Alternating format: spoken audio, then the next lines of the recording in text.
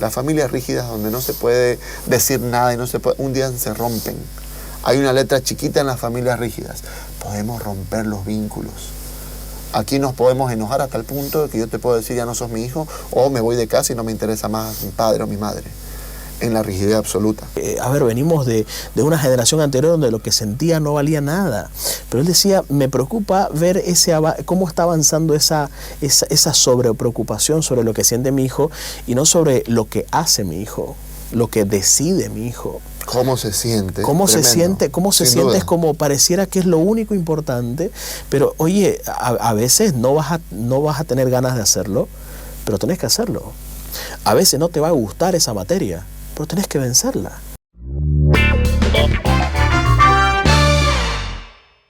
Hoy vamos a hablar de un tema que nos afecta a todos de mayor o menor medida, que gira en torno a los adolescentes.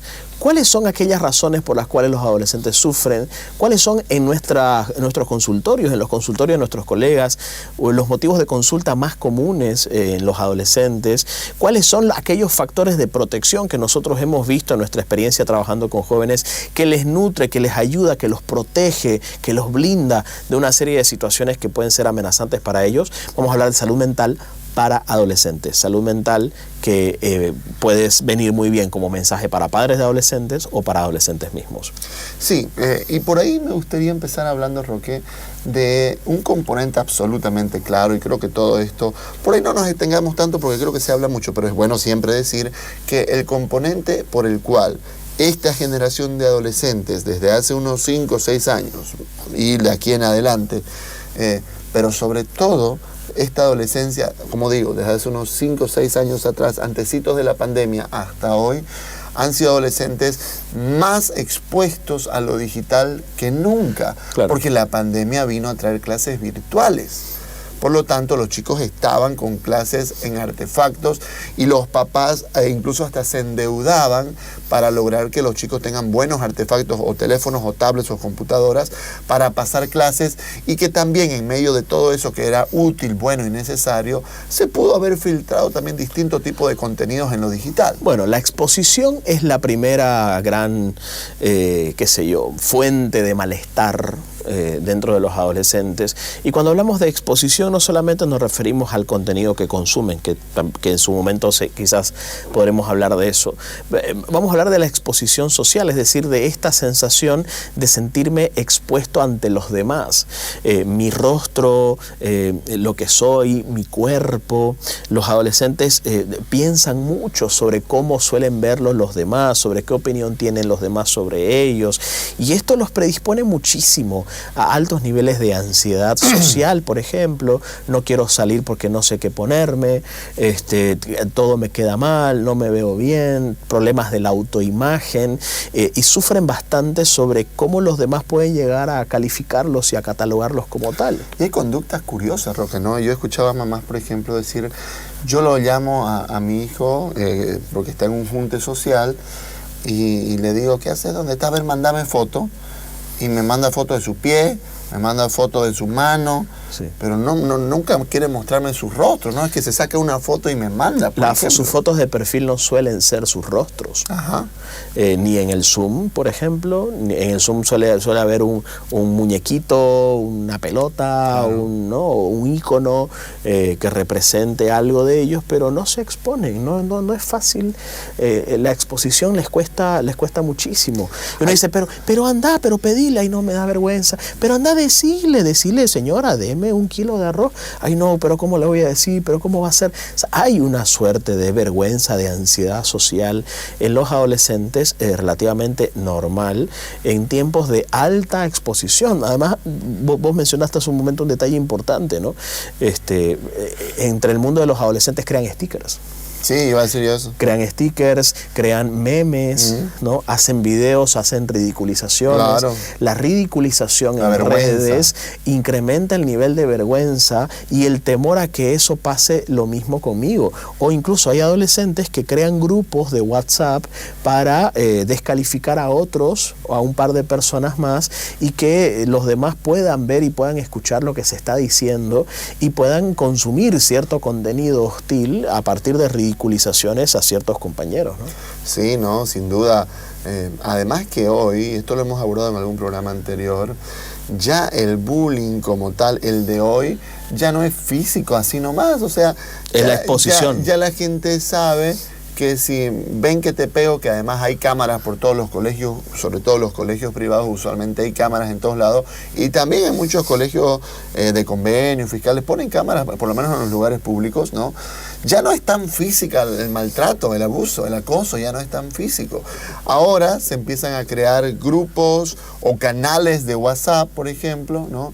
Donde la gente empieza a hablar mal, a hablar mentiras, a exagerar, a buscar, como decís vos, cuando estás haciendo algo raro para ponerte en las redes, ¿no? Yo recién veía ayer en este reality de MasterChef que hay en varios lugares y en varios países, pues eso, ¿no? Alguien que se equivocó y de pronto, ay, me van a hacer un meme sobre esto, ¿no? Es interesante esa ¿no? reacción. Y aunque fue chiste, ¿ya?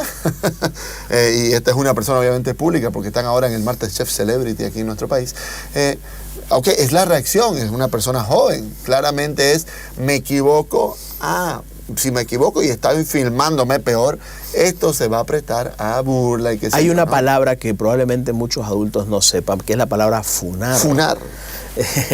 La palabra funar, para los adultos que están sintonizando, es una palabra relativamente nueva que hace referencia a la exposición social en redes o la crítica, la censura que pueden tener un conjunto determinado de personas hacia mi persona, claro, ¿no? Entonces me van a funar, es como me van a atacar, me van a hacer una especie de muerte social, me van a hacer a un lado, va a ser muy hostil, mucha gente contra mí. Entonces todos esos problemas de exposición generan un impacto muy agudo sobre la salud mental de los adolescentes, porque no es algo que puedan ellos manejar muy bien, porque acuérdate que están en plena etapa en la que al estar conociéndose y entender quién sos para los demás, este tipo de conductas son terribles porque se ponen un poco a poner en peligro las bases de ese proceso de identidad, de quién soy yo y quién soy para los demás y cómo me consideran los demás. Para mí ese mensaje que los demás me aportan en la menos de la adolescencia es fundamental para la construcción de la propia personalidad. A ver, hay un tema que nos reflexionábamos ayer con vos, Roque. Decíamos lo siguiente, a ver. La tecnología llegó para quedarse. Uh-huh.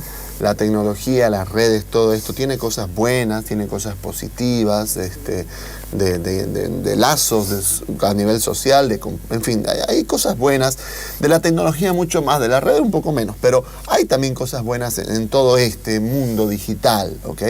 Sin embargo, son un montón los peligros, ¿no?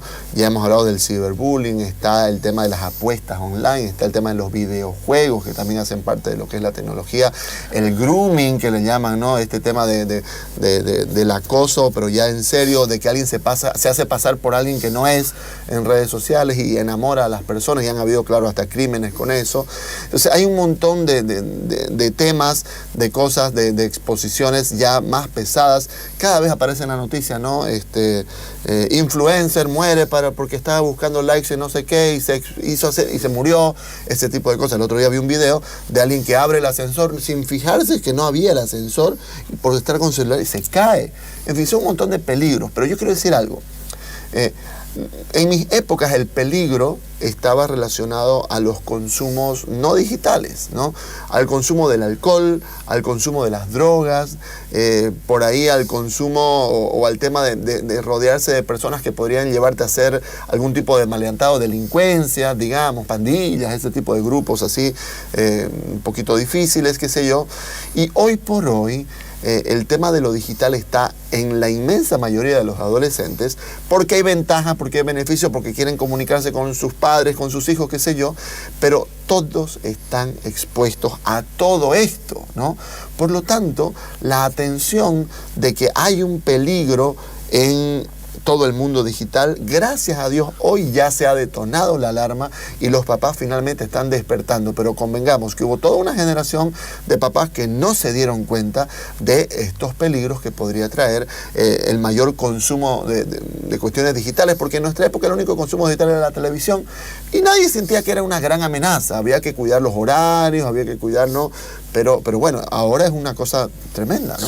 Una de las cosas que te dicen muchos los papás de adolescentes en la época actual es que parecen estar desinteresados de un montón de cosas. Sí. Ya no son esos jóvenes enérgicos, apasionados. Sobre todo los adolescentes grandes, ¿no? 15, 16, 17. Sí, están hablando de estos papás de adolescentes en los últimos años de colegio. Están preocupados porque muchos de ellos sienten que no están teniendo como ese ímpetu, esa fuerza, esas ganas que uno solía ver, esas ganas de esa ilusión, esas ganas de comerse el mundo que solían ver en los adolescentes de hoy. Al día de hoy no lo están viendo tanto. Y eso, entre otras cosas, por supuesto, el tema debe y puede ser más complejo, pero yo creo que está, entre otras cosas, asociada a la exacerbada cantidad de segregación de dopamina que tienen al consumir todo esto que vos estás diciendo. Entonces, si un adolescente tiene una carga dopaminérgica muy grande, por ejemplo, hacia el consumo de redes sociales o apuestas deportivas o videojuegos, lo que sea que le esté interesando en sobremanera, lo más lógico es que empieza a perder interés por cosas menos dopaminérgicas. Claro. Los picos los tiene a partir de las 9 de la noche, claro, por ejemplo, que es cuando se conecta a jugar, sí, por ejemplo, ¿no? Entonces, cuando uno va, digamos, metiéndose en estos consumos a niveles incluso adictivos, los mismos chicos dicen, ¿cuándo te das cuenta que un consumo es problemático? Le decimos, y ellos dicen, cuando ya no te interesa nada más que eso, ¿no? Cuando solamente te interesa, te motiva, te hace ser creativo, te hace meter el corazón en eso y en nada más, ¿no? Que también puede ser este tema que también podríamos decir no es tan malo del streaming, porque los chicos se meten a hacer streaming ahora, ¿no? Sí. Desde muy temprano. No, y además también hay papás preocupados porque hay muchachitos o muchachitas que se meten de lleno a su relación de pareja y descuidan todas las otras áreas de su vida. Ya lo veíamos en generaciones anteriores esto, ¿no? Sí. Pero es más o menos la misma lógica. Es si yo me agarro de algo que me genera una gran cantidad de satisfacción y de placer, pero no distribuyo toda esa satisfacción y placer que necesito en diferentes cosas, lo más probable es que empiece a perder el interés en el resto de cosas que también son importantes para mi desarrollo y para mi crecimiento. Otro punto importante relacionado con esto último que decís de que los chicos están desanimados en varias cosas, es que cada vez más son los adolescentes, los papás los colegios que alarman a los papás de adolescentes que llevan a sus hijos a terapia porque no rinden académicamente, ¿no? Porque, pero no es que tienen, digamos, notas un poco bajas o se han aplazado, no rinden nada. No hacen una sola tarea, no estudian para ningún tipo de examen. El esfuerzo se ha venido abajo. Claro, entonces... en épocas de ChatGPT también. Es una cosa, claro, que no, como digo, no es un tema de uno o dos muchachos, son muchos por un lado, y no es que está flojeándola. Uno en todos los cursos, hoy hemos tenido compañeros flojos, ¿verdad? Que se la estaba flojeando y que bueno. Porque vivía una situación familiar que no le permitía concentrarse, exacto, estaba como muy metido en eso sigue hasta hoy también. Eso sigue habiendo. Eso sigue también. Disfunciones familiares que afectan el rendimiento académico de los adolescentes. Sí, eso está todavía.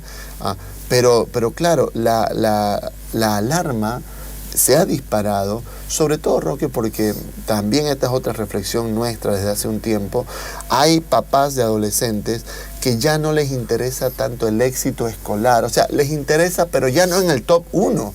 Mis papás no les interesaba tanto que yo tuviese grandes amigos y que vaya a todas las fiestas y eventos sociales, que se estaban molestando o metiéndose si no me invitó a su cumpleaños un compañerito. Jamás eso era algo importante, ¿no? Bah, claro, no, ni se enteraban, ¿me entendés? Hoy, ¿pero qué?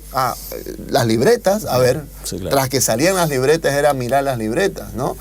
Incluso un poco hasta exagerado en otros tiempos. O sea, no digo que el anterior escenario era mejor, pero es distinto. Es distinto, ¿no? Entonces, en el pasado, la calificación, el esfuerzo por la calificación tenía un lugar absolutamente importante. El colegio era el lugar de educación, el colegio era el lugar en el que vos tenías que estudiar. El valor del estudio sí tenía un nivel mayor antes en los papás. Hoy los papás les sigue interesando, no es que no les interesa, pero cada vez más hay papás que lo que les interesa de sus hijos adolescentes es que no queden aislados, anulados, que salgan, que conversen, que tengan amigos, que la pasen bien, que disfruten, que el colegio sea una experiencia linda. ¿Está mal eso? No. Pero cuando no se equipara a lo otro, tenemos esta alarma que cada vez lo escuchamos más de profesores de gabinetes psicológicos o psicopedagógicos diciendo hay muchos muchachos con fracaso escolar. Yo he escuchado a filósofos españoles y pedagogos, educadores, decir con cierta preocupación que los padres ha habido como una oleada de sobreimportancia, sobrevaloración a cómo se siente mi hijo. Sí. No está mal eso, por supuesto que, venimos de una generación anterior donde lo que sentía no valía nada, pero él decía, me preocupa ver cómo está avanzando esa sobrepreocupación sobre lo que siente mi hijo y no sobre lo que hace mi hijo, lo que decide mi hijo. ¿Cómo se siente? ¿Cómo Tremendo. se siente? ¿Cómo se Sin siente? duda. Es como pareciera que es lo único importante, pero oye, a veces no vas a tener ganas de hacerlo, pero tenés que hacerlo. A veces no te va a gustar esa materia, pero tenés que vencerla. Es decir, no está habiendo ese énfasis que en su momento había de si no te gusta, ni modo, lo tenés que hacer. Es decir, el valor del esfuerzo a pesar de que no esté con las suficientes ganas de hacerlo. Y él cuestiona un poquito esto con cierta preocupación en Europa, por supuesto, y creo que también en cierto modo acá, ¿no? Entonces es como una cuestión interesante decir, uno de los factores de riesgo, vamos a poder decirlo de esta manera, es el entorno del adolescente que va dándole mensajes de qué es lo que es realmente importante y qué no. No digo que el cómo se siente el hijo no sea importante, es importante, pero de vuelta, también hay otras cosas, como por ejemplo, lo que decide, lo que hace, en lo que se esfuerza, lo que está haciendo. Y yo te decía, bueno, en épocas de ChatGPT, ahora los adultos de 30 años están diciendo, en mi época no había eso, yo tenía que estudiar para sacar adelante, mi tesis no tenía ChatGPT, yo tenía que quemarme las pestañas estudiando libros y sacando conclusiones, no había nadie que me lo dé masticada. Siendo una buena herramienta. Siendo una muy buena herramienta, por supuesto. Pero algunos ya están diciendo que te hace más tonto, que te quita sentido común, que se va a ir atrofiando tu razonamiento crítico, tu capacidad para pensar por vos mismo. Y eso creo yo, ahorita no, probablemente todavía no, pero va a empezar a constituirse en un problema importante de salud mental. Pero vos y yo, Roque, hemos empezado a escuchar gente que ya le ha consultado a ChatGPT cuestiones personales. Sí, totalmente. No sé si seguir con mi novio o no. ¿Qué pensás, querido ChatGPT? ¿No? Mira, esta es mi relación. Me acabo de discutir con mi pareja, mi novio me dijo esto, ¿qué le digo? Recién una persona vino a mi consulta diciendo, le pregunté a ChatGPT qué tipo de terapia tendría que hacer con mi pareja. Y entonces me sugirió que sí o sí tenía que hacer terapia Gottman. Y me han dicho que usted hace terapia Gottman, entonces por eso vengo. O sea, es interesante. Claro, es una cosa, y bien por ChatGPT, digamos. Está bueno. Pero no te conoce. Claro, o sea, al final es apoyarte en un palo que pienso que es omnipotente, que nunca me va a fallar, no si yo tengo a ChatGPT conmigo, ¿no? Más o menos va a ser la nueva religión en algunos años quizás, de la gente que se va a sentir segura porque tiene a quien preguntarle todo, ¿no?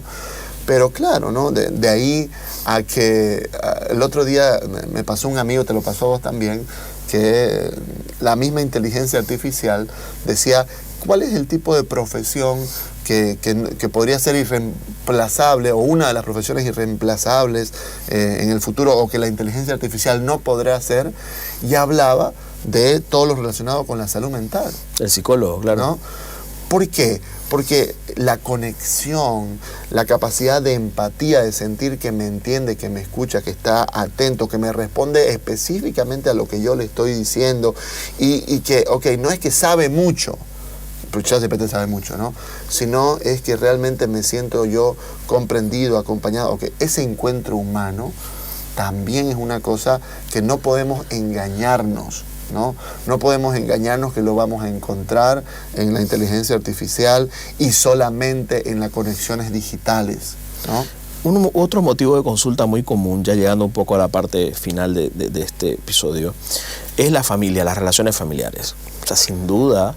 De antes, de ahora y de después. Siempre. Eso va siempre a ser así. Y creo que es como el punto más importante. Si bien es cierto, la tecnología avanza de tal manera que ya se va convirtiendo en un factor de riesgo indistintamente cuán protegida esté la familia de esto. Es decir, ya es un factor de riesgo que ya no necesita asociarse a otros factores de riesgo para generar un efecto. Me refiero a la tecnología, a la que mucho hemos hablado de ella hoy. Sino más bien, sí es verdad que todos los factores de riesgo, el consumo de alcohol, las automutilaciones, las conductas suicidas, el ponerse en peligro, aislarse, la depresión o cualquier factor de riesgo que podamos pensar en adolescentes, no se puede desvincular del factor de riesgo y factor de protección más importante, que es su entorno familiar. ¿Sí? El entorno familiar del adolescente, las relaciones familiares de ahí dentro, lo que mi hijo viene sintiendo hacia mí con respecto a mi persona o con respecto a su papá, las cosas que le preocupan de nosotros, la forma de la mirada que él tiene sobre cómo vivimos en la familia, sobre cómo deberían ser las cosas, sobre qué piensa sobre ello, la vivencia familiar en sí.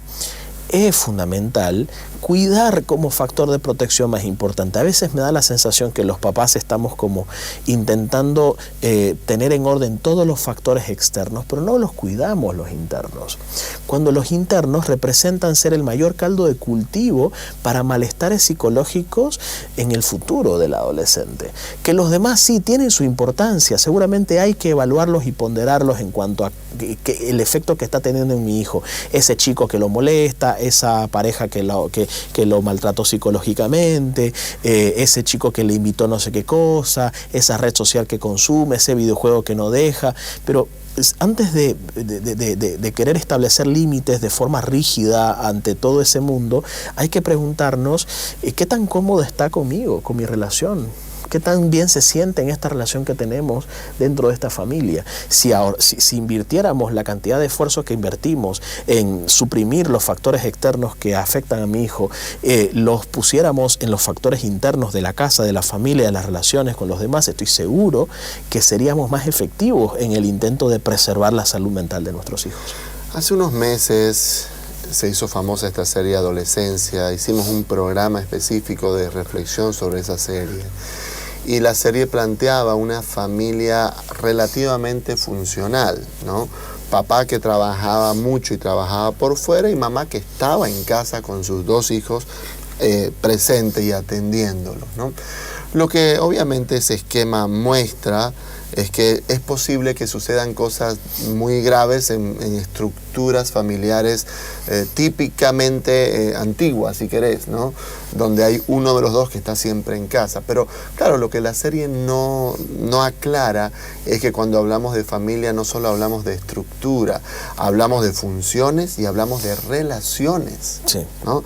Estructura es, ok, cómo está organizada, ¿no? Esta familia, ¿no?, completa. Sí, exactamente, son papás juntos, no separados, esa es una estructura, ok, listo. Funciones, quién hace qué, cómo se hacen las cosas acá, en qué momento y cómo se hacen los almuerzos, por ejemplo, las comidas, el tiempo de ocio, funciones, roles, y luego relaciones, vínculos, uno a uno y vínculo grupal, ¿no?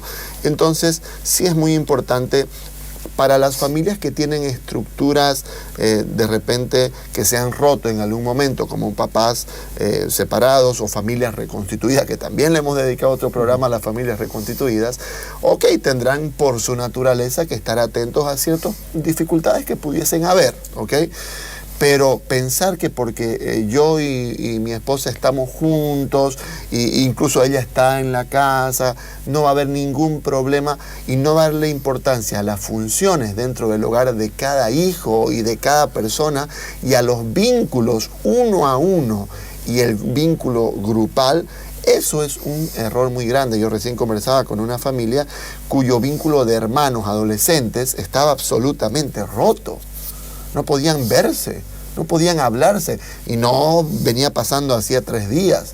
Llevaban años así.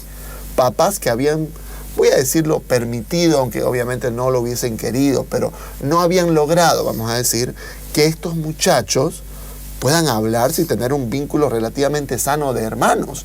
Había una relación absolutamente violenta incluso entre ellos. Entonces, no hay que descuidar o no hay que estar atentos solo a la estructura, ¿no? Muchos papás al día de hoy, nosotros también conversamos con papás de adolescentes, están muy preocupados sobre cómo conectar con mi hijo. Me cuesta conectar, me cuesta tener una conversación más de 5 minutos, me cuesta hablar de cosas que no sean las mismas de siempre, me cuesta entrar en su mundo, que entren al mío. Y esas preocupaciones deben llevarte a vos como papá a buscar información. Porque es posible que vos hayas venido de una familia de papá o de mamá que no tenían tanto estas habilidades para conectar, porque sentía que no era lo más importante. Al día de hoy sí es fundamental la conexión emocional con tu hijo, porque tu hijo está conectándose con un montón de otras cosas. Y si no encuentra en vos la conexión emocional suficiente, vos no vas a ser de las primeras personas que se enteren de las cosas. Y los papás piensan que porque es obvio y porque es un valor que siempre hemos tenido, nunca se va a desafiar, nunca se va a poner en tela de juicio. Y cada vez me encuentro más con papás, por ejemplo, que como yo profesan una fe y practican una fe activamente, ¿no? En mi caso católico, pero también para quien lo haga con otra iglesia o con otra religión, y quiere que sus hijos sigan un poco esto, y piensan que los hijos ¿cómo se dice?, por naturaleza van a adquirir mi propia fe, mis propios valores, porque yo se los he inculcado desde pequeños. Y la verdad es que en la adolescencia, vamos a decirlo así, el padre que no conecta va a dejar de influir. El padre que no conecta y que no le hace dar cuenta al otro las ventajas, por ejemplo, de tener fe o de tener cualquier valor importante, como puede ser el esfuerzo, por ejemplo, ¿no?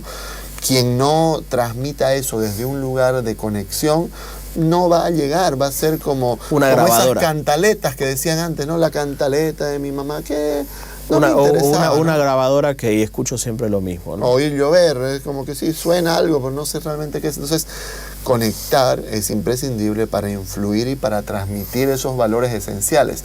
Que yo se los haya transmitido a un niño muchísimo más fácil, ok, eso está bueno también, ¿no? Pero pensar que ese niño sigue ahí, ok, ¿no? Ya hemos dedicado algún programa también a eso, las transiciones, ¿no? Si bien nos hemos enfocado de repente en adolescentes un poquito más grandes, pero ok, los que están con hijos de 10 años, de 11 años, y que les va a tomar hasta que tengan 15 recién para decir, no, es un niño.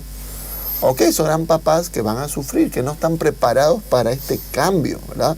Y esto es una cosa absolutamente importante. Termino con esto. Pensando en los cambios, un componente absolutamente útil en toda familia es la flexibilidad. Las familias rígidas donde no se puede decir nada y un día se rompen. Hay una letra chiquita en las familias rígidas. Podemos romper los vínculos. Aquí nos podemos enojar hasta el punto de que yo te puedo decir ya no sos mi hijo, o me voy de casa y no me interesa más mi padre o mi madre. En la rigidez absoluta, ¿no? Necesitamos cuotas de flexibilidad y mantener ciertos valores y límites firmemente y rígidos, más no todo.